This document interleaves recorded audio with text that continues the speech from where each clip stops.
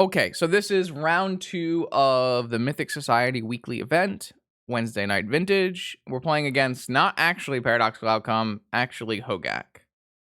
It looks like we're playing against a blue Hogak deck, Savannah main, pretty standard stuff. Nothing crazy going on there. So, let's begin. Tinker? No Tinker, but we could go turn 1 Thoughtcast, or we could go turn 1 Emery. I am more interested in going turn 1 Emery. Well, am I? See, Thoughtcast is going to cost me the full 3 mana, which I don't like very much. But Emery, I need to play Mana Crypt, but can't have any follow-up.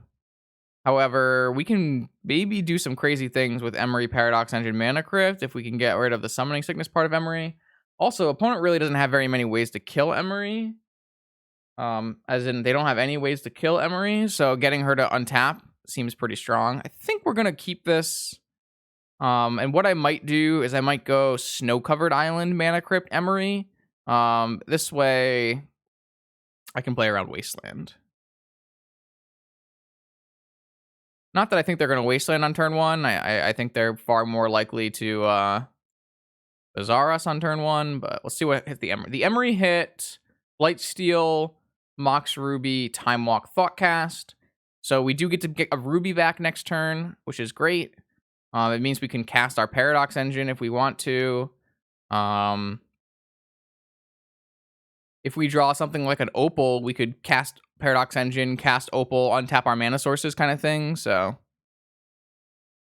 nothing's going wrong so far. Why? Did I say something was going wrong? I don't remember saying something was going wrong.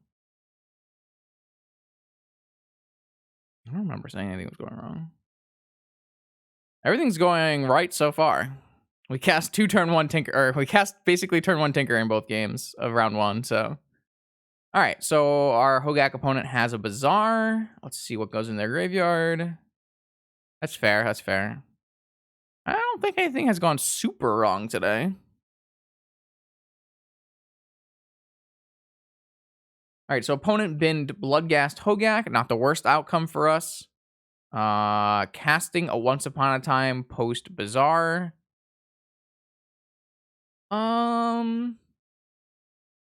Yeah, I think that's fine. I'm a bit more concerned about Force of Vigor than opponent getting to do opponent's deck things. Like I think like a Hollow One is like one of their best Once Upon a Time hits, and I just don't really care. Because I'm gonna try to go off, I think. So I'm a little more concerned about something like that. Is this a supplier here? No, it's a shaman. That's fine. Alright. So the opponent's probably gonna put a bunch of power in play next turn. We obviously have to win a flip or 2. We obviously lost the flip. Let's see what we draw. Survey says Urza. Now that's interesting. Alright, so theoretically I have 5 mana currently. I could just play a Paradox Engine. Or I could Thoughtcast after putting in 2 artifacts to play a 2 mana Thoughtcast. I could play an Urza, have 2 mana with our Urza. It's a nice big blocker. We leave open Force of Will, and then next turn we go for like Paradox Engine is the win, I would assume.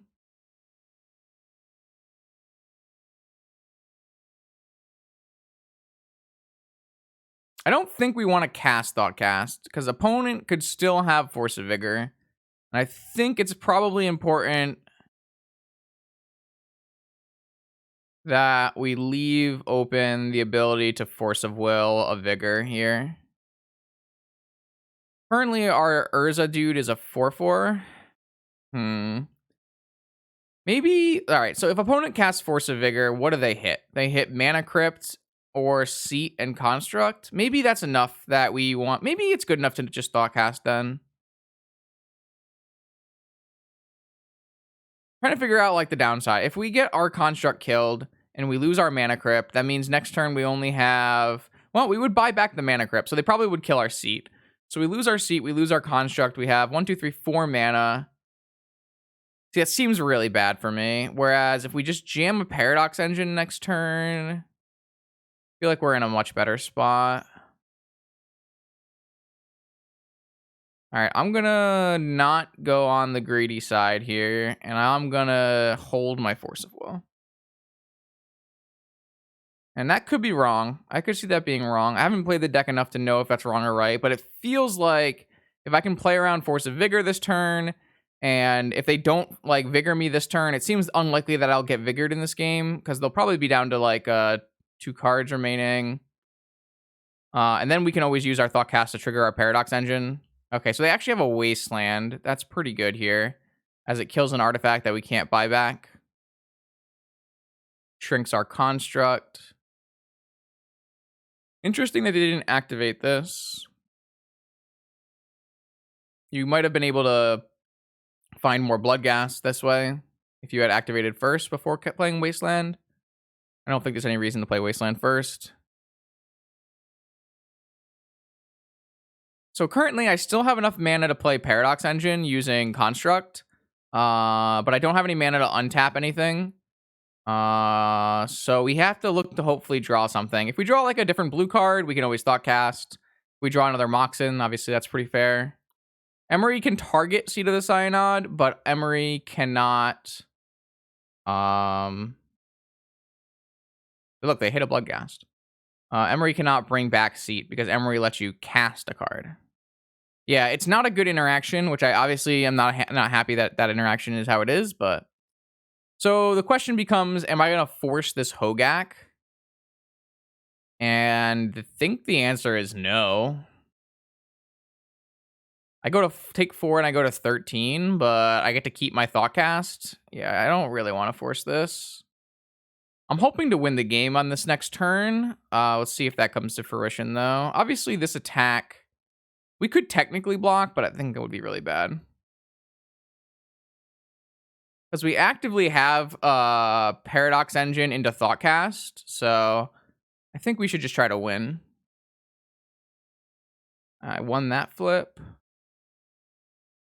Nice, nice, nice, nice. That's a good draw. So what I'm going to do is I'm going to go 1, 2, 3, 4, 5. Cast Paradox Engine. Tap blue off of Paradox Engine. Play star. Untap all my things. 1, 2, 4. Pretty sure this is going to win. I don't know if this is deterministic from here, but... Oh, I guess I should sack this now. Sack this. I actually think this is deterministic because we have an Emry, right? So we're going to draw through our deck and then kill our opponent.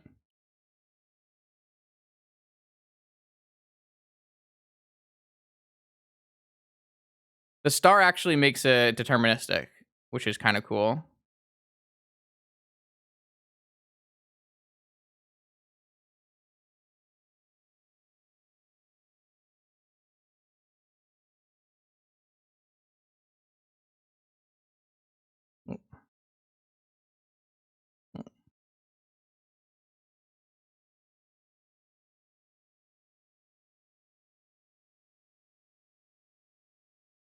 Yeah. Yeah. We did it! We did the thing! We did the thing. Alright, so opponent is going to bring in 2 Collector Oof, 4 Deafening Silence, maybe some Leyline of the Voids, maybe some Mindbreak Traps. Opponent's probably bringing in most cards in their sideboard. How can we counter that? Well, we're going to bring in a Wormcoil Engine.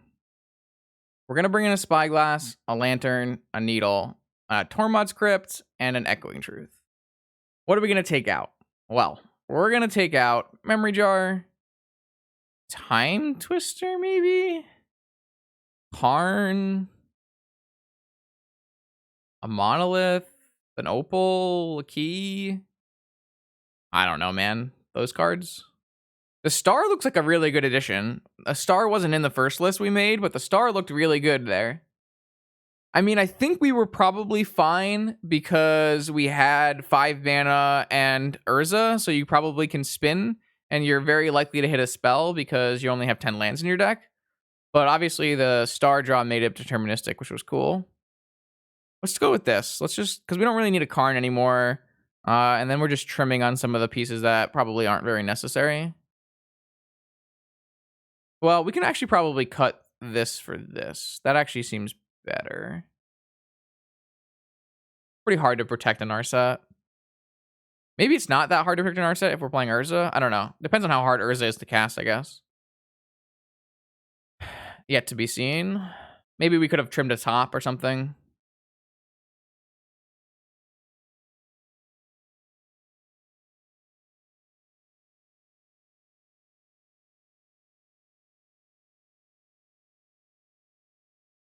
All right, what do we got, chat? We've got lose to Force of Vigor the hand. I vibe with that.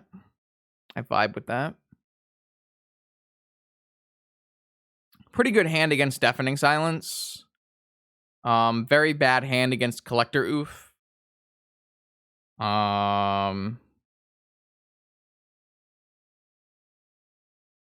Seems like a...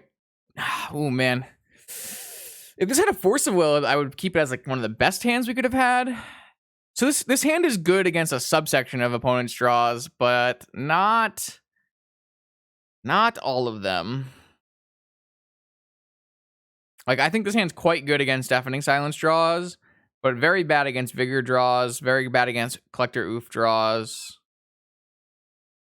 In theory, probably keepable.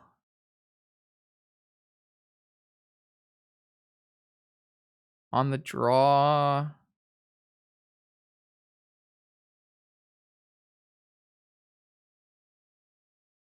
Oh, let's try it. We only have 10 lands in our deck. Trying to mull to more lands is probably a challenge, I would think. It's not like PO where I have 13 or 14 lands. I went very all in with this version of the deck. Okay, so this was not a Collector Oof or a Deafening Silence. So what we just need to be worried about is opponent drawing Force of Vigor. How many lands are not artifacts besides the Seat of the Scion? There are 6 out of the 10 lands are not artifacts. And then only some of them produce blue mana.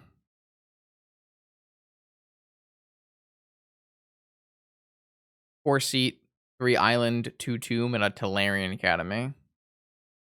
Don't at me about the mana base. I don't know if the mana base is actually any good. Oh, Urza is certainly a powerful card. The only problem is it costs 4 mana and gets Pyroblasted. That's the only problem with Urza. This deck is incredibly all-in. It's very weak to opponent blowing on it softly.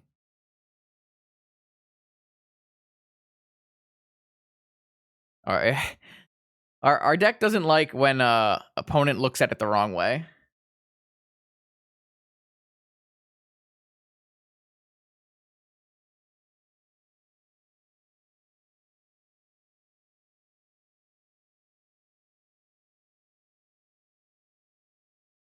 I'll have you be known, I also like to build all-in blue Artificer decks that fold to everything.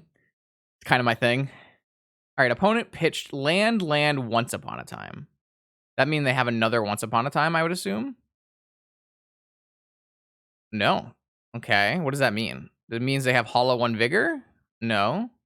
What does it mean? Maybe, actually. So they have 2 cards remaining in hand. If they didn't want this Once Upon a Time, I think that means we're dead.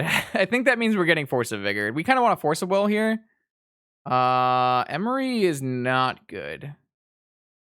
Well, I don't have many options, so I am gonna name Bazaar of Baghdad, and we're just gonna move on from there. If they choose not to hit the Seat of the Scion, Oh my, in my throat. And they choose to hit. No, excuse me. They choose to hit Soul Ring and Pithing Needle. We have a chance. But I guess they could also have a Wasteland too. So I don't know. I think we're dead. They could also just not have a Vigor. No Vigor. Okay. All right. Now we need to beat an active Hollow 1 Deathrite Shaman. Okay. This I can do. I'm looking to draw another land, cast Time Walk, play an Emery. All right, we can play this game. Uh-oh, Collector Oof. Oh no. Oh no, not Collector Oof. No, not collect. Oh no, chat. Not like this. All right, so now we need to draw Tolarian Academy. There's only 2 oofs in their deck. Oh, yeah. If we draw Tolarian Academy, or if we draw Island, or if we draw Time Vault, you know, that works too.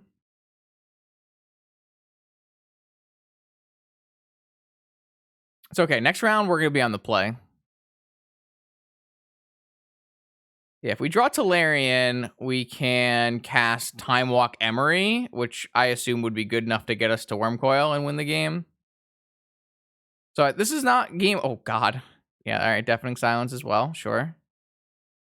This still feels winnable if I draw exactly Tolarian Academy on the exactly this turn or next turn.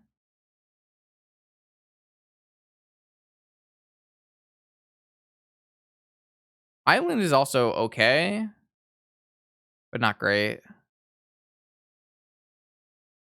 Ancient Tomb is no good. Oh, they have a Vigor and a Vigor. Okay, all right. Well, so we were just never beating this hand no matter what we did with our lives.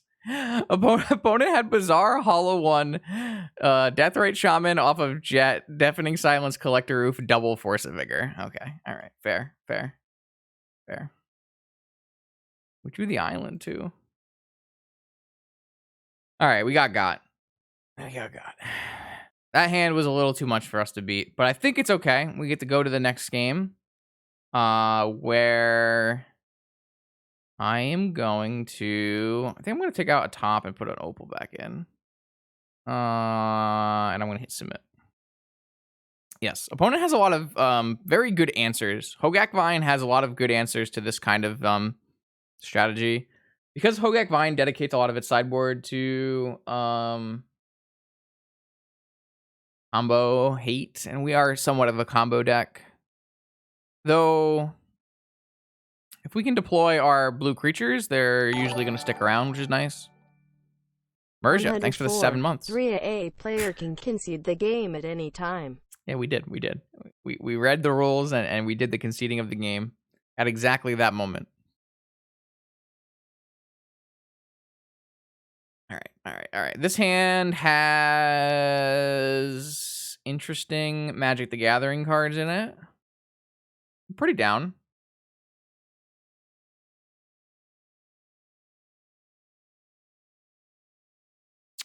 It's a little weak to Vigor on turn 1, where I'm probably going to go Island, Soul Ring, Star, Lantern, just to use our mana efficiently. So obviously if they want to like Vigor, Soul Ring, Lantern, it's pretty good against us. Maybe we should hold Lantern. Maybe we just want to go Island, Soul Ring, Star. Maybe we want to crack Star for a blue and try to find another thing. Maybe that's the best play. I don't think there's any reason to expose our active soul. Well, the reason to play a Lantern is so that they can't do any Vine things.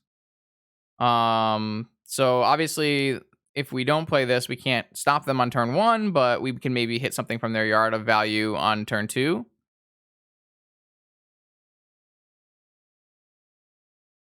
Well, what you need to think about, Static, is opponent is bringing in multiple Mindbreak traps and Deafening Silences. Like, theoretically, we could mulligan towards a more powerful hand and try to just win on turn 1, but that obviously exposes us to part of the opponent's sideboard plan, which I'm not super thrilled about doing, where I think we can actually win games that are where you keep hands like this. Multiple unkillable lands and graveyard hate. Yeah. I don't think that I think there is merit to the idea that this hand is not strong enough, but I think it's in the range that I'm willing to keep in this matchup. So, what's up, Stu? Maybe we do want to crack star just to try to draw a blue card for our force. That's something I could see being a good reason to. Opponent kept a 5-card hand. Not necessarily, but yes, kind of. Yeah, this looks really good for us, right? Like, I think I'm gonna hold this Soul Guide Lantern. I think I have a force if things were way too far out of hand. This lets us play around Vigor and still maybe hold back our Thoughtcast for next turn. I don't know. I feel pretty okay about this hand. I think there's some sequences where it doesn't work out, but like I guess if opponent has like multiple hollow ones here, it can be pretty bad. If they have like a really good Vengevine hand, it can be pretty bad. But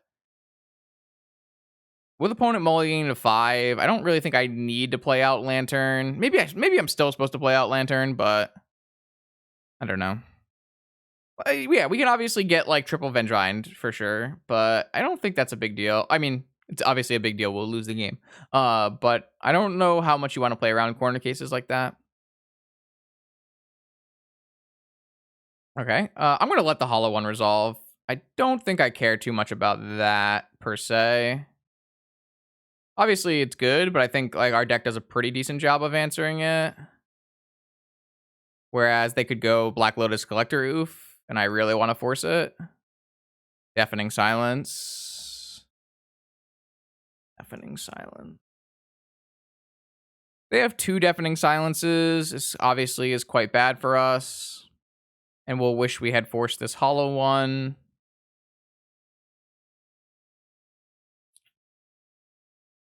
I'm kind of thinking I'm going to let this resolve.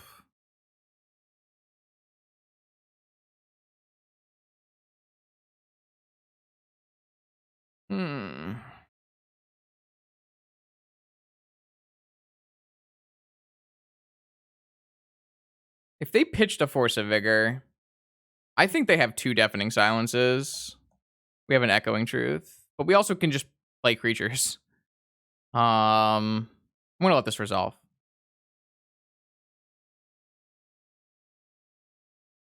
Opponent can't play another one because they played one. Yeah, I think this is fine. Like, opponent didn't do anything crazy. I don't even have to play Soul Guide Lantern this turn. I think I'm just gonna go Seat, Thoughtcast.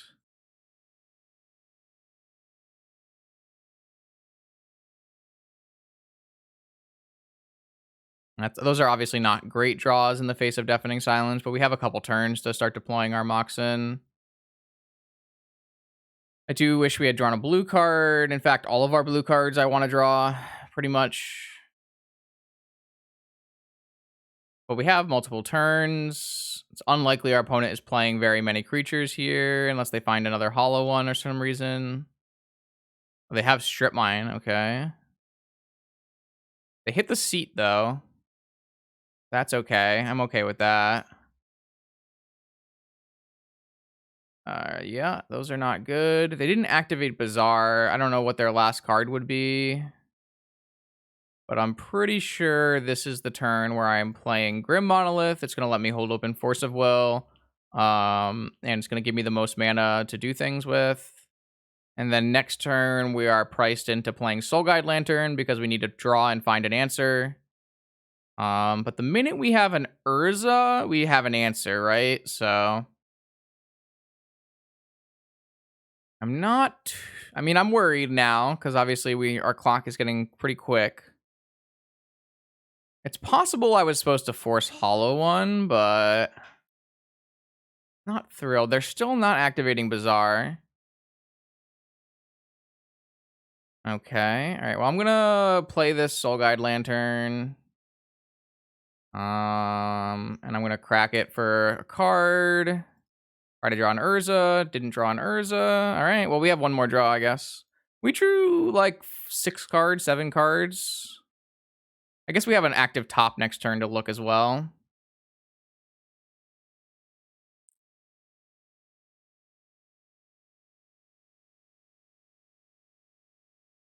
Why use now? So I can play the Urza if I drew it. What? I have the mana to play the Urza. Gonna save me a turn off the turn cycle by being able to block Blasting Root Wall. Why wouldn't I crack it now? You should read Deafening Silence, I think. Probably. So they all right, look at that, chat. We actually played around this perfectly. Opponent definitely had 2 Deafening Silences. So we actually played around Deafening Silence perfectly. Unfortunately, if they have Force of Vigor green card, we can't do very much. But all right, so we have a draw step and then 3 more looks for an Urza. Or an Emery. Or a Wormcoil, chat.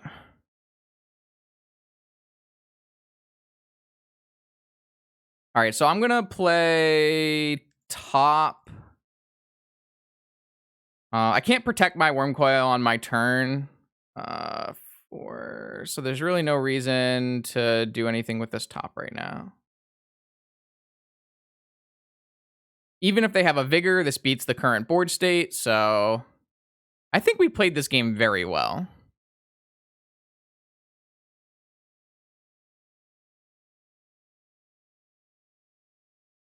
Now we can look for a blue card to help pitch for our force so that we can never get Vigored, and I think we probably win this game. If we find a key, I know we cut one of our keys, but we can attack and then untap it. I mean, I think this is just good deck building, right?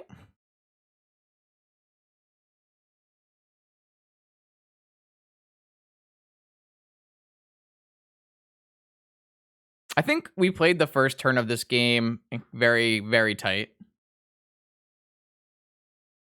Not forcing the first Deafening Silence, reading what opponent is discarding to probably put them on second Deafening Silence is very important here.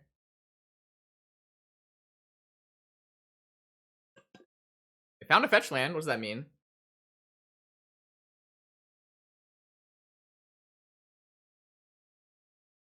All right. They pitched an Assassin's Trophy, which is one of their answers to Wormcoil Engine, which is quite interesting. That makes me wonder what they kept. Maybe, I don't know what they would have kept then. All right, so we still can't play multiple spells in a turn, so I don't see a good reason to draw. I guess we can always draw Paradox Engine or Force of Will, so we can just draw the well, we don't want to play. Well, they only have 1 card in hand, and they don't have the Assassin's Trophy, and they can't play Force of Vigor, so I guess we can play Paradox Engine this turn. Well, they need to eventually, or how are they going to beat this Wormcoil Engine? Wait, oh, if we had the ability to play 2 spells, we could untap the Wormcoil Engine. Kind of nuts. I think we're good to play the Paradox Engine this turn, so we won't attack with the Wormcoil this turn. But next turn we can attack with the Wormcoil Engine. Paradox Engine does not give us Vigilance until next turn because we can't play more than 1 non-creature spell. Paradox Engine is basically Voltaic Key, yes. I'm not going to attack this turn. I feel like that would be bad. I don't know, maybe attack, they block. Activate. They put 3 Vengevines.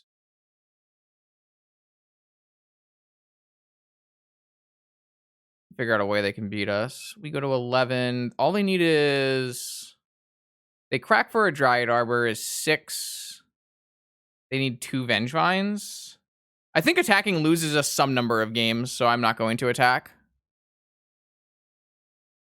This is exactly something that I criticized someone else for recently, which is attacking in a place where you don't have things to gain and putting yourself losing to high rolls.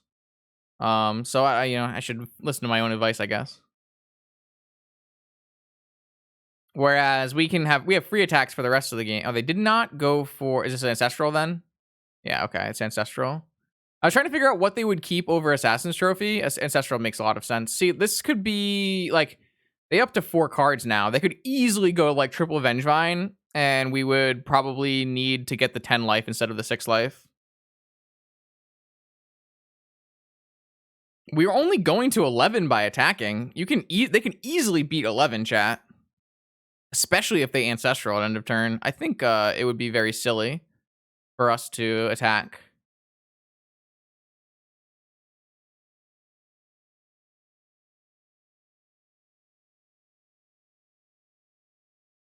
Triple is lethal, but now double isn't, right? Double used to be lethal, but now it is not lethal. So.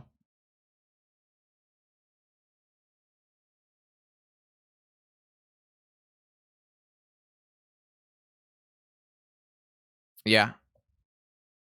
Though, we do have a problem where if we attack with the Worm Coil, they can kill the Worm Coil. Which I'm not sure how I feel, but...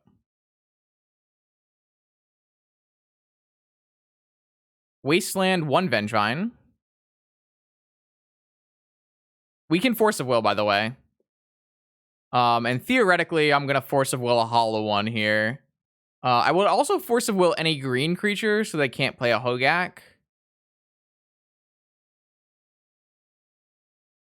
We know there's a Force of Will on the top of our library, but it's fine. We're just playing Sapphire next turn, probably. All right, so first Hogak. I'm pretty sure this is just 100%. Wait, no, we should have attacked. We should have attacked.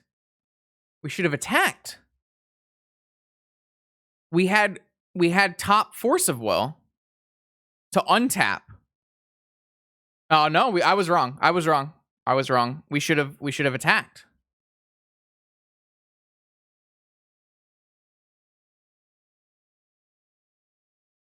Fuck, no one said that though. No one in chat gets credit because no one said that. So the only way this is bad is if they Vigor us, but it's not even that bad if they Vigor us.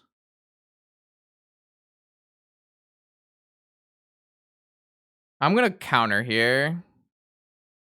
You thought that was obvious. Come on, little guy. You don't get no credits. No credits. You gotta put that in your reasoning if you want credits. It's just like school. Explain your reasoning.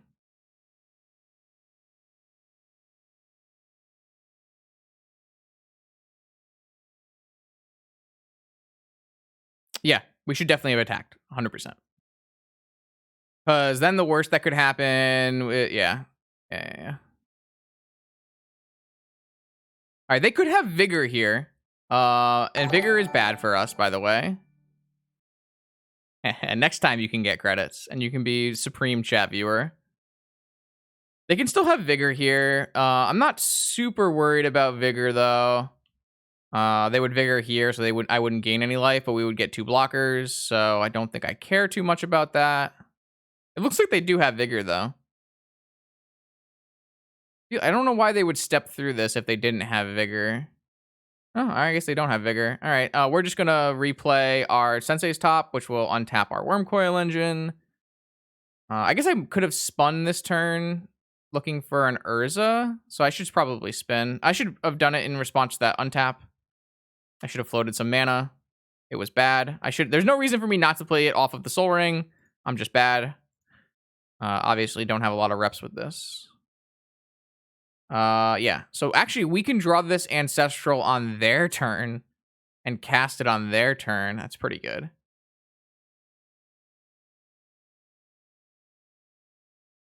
So the Deafening Silence, while decent against us, also not that good. Why does it feel like they have a Vigor?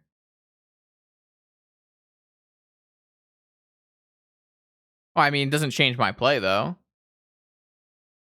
Oh, they do have Vigor. They should probably have done that in attackers. I guess maybe they're waiting for me not to have Force of Will. But I used Force of Will to counter Hollow Vine, so I'm not really thrilled with that. All right, sure. That was a good Ancestral on their part. They found a Vengevine, a Hollow one, a Force of Vigor, and a green card. So they actually hit double Vengevine. They actually hit double Vengevine. They were almost close to killing us if we had made that attack. That didn't untap for some reason. Okay. They should activate this in upkeep. They did not. 100% you want to activate this Bazaar in your upkeep and try to hit like root wallows and stuff like that. No attack into this so that I can't attack with my lifelink back. Activate this. Cast this. Tap. Draw. Emery's a great draw. Absolutely. We should spin first, probably. See if we want to see if there's an Urza. If there's no Urza, there's a Force of Will and a Tolarian Academy. But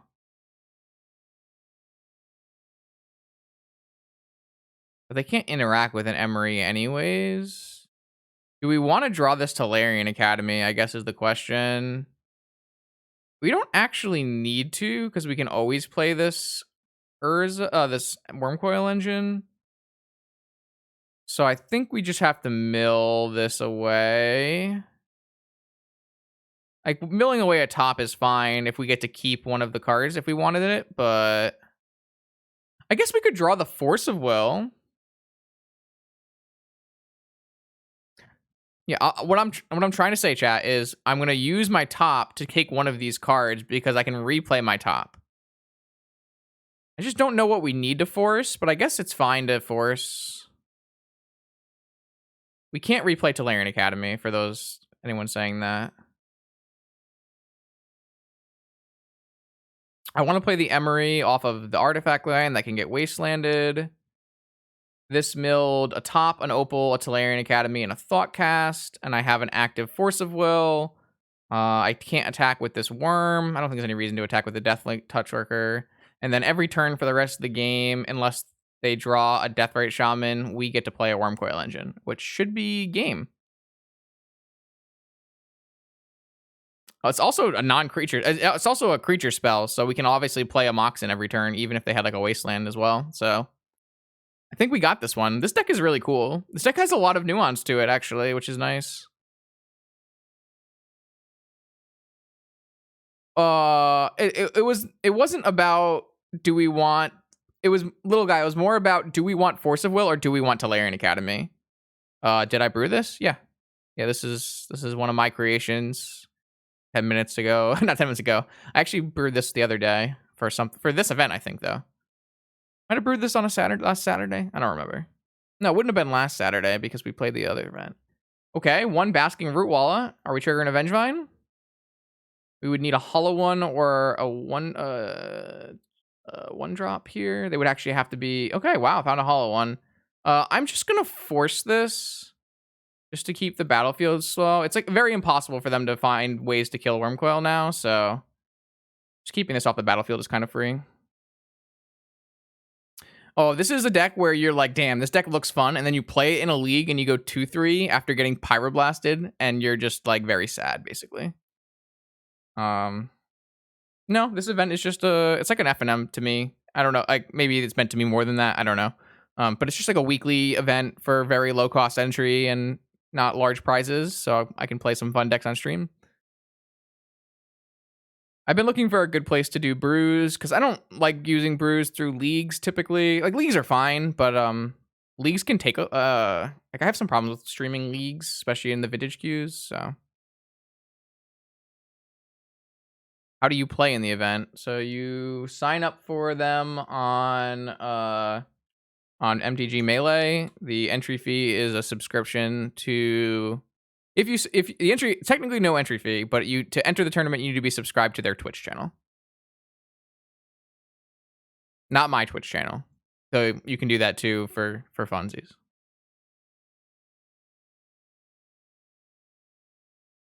This deck doesn't deal with cards, guys.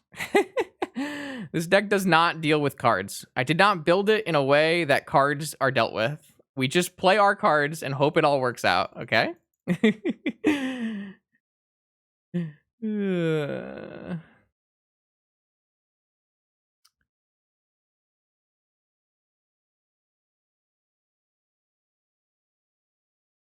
Could I have cast Paradox Engine into Wormcoil? Probably. No, I could not because I can't cast a second non-creature spell. Not me. So if I cast the Paradox Engine, oh, they found a Hogak. That's a pretty good one. I have an Echoing Truth though. You can't Paradox into Wormcoil, chat, because you cannot cast the second spell.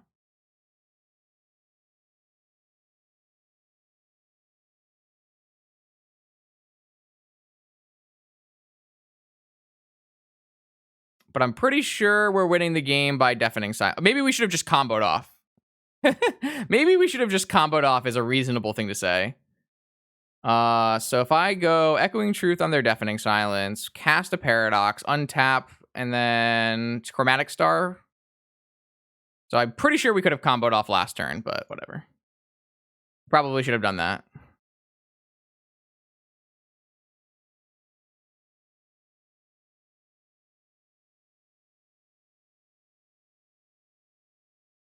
This deck is sick.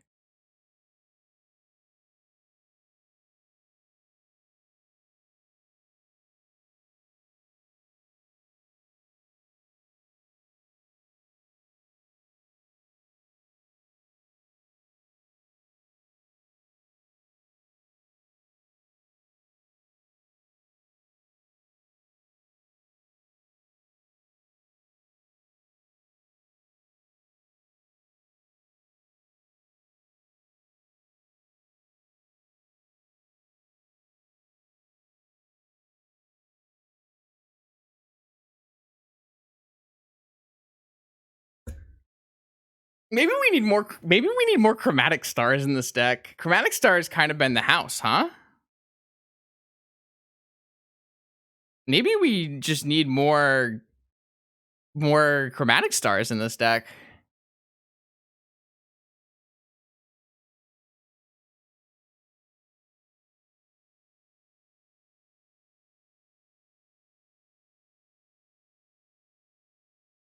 Deck is sick.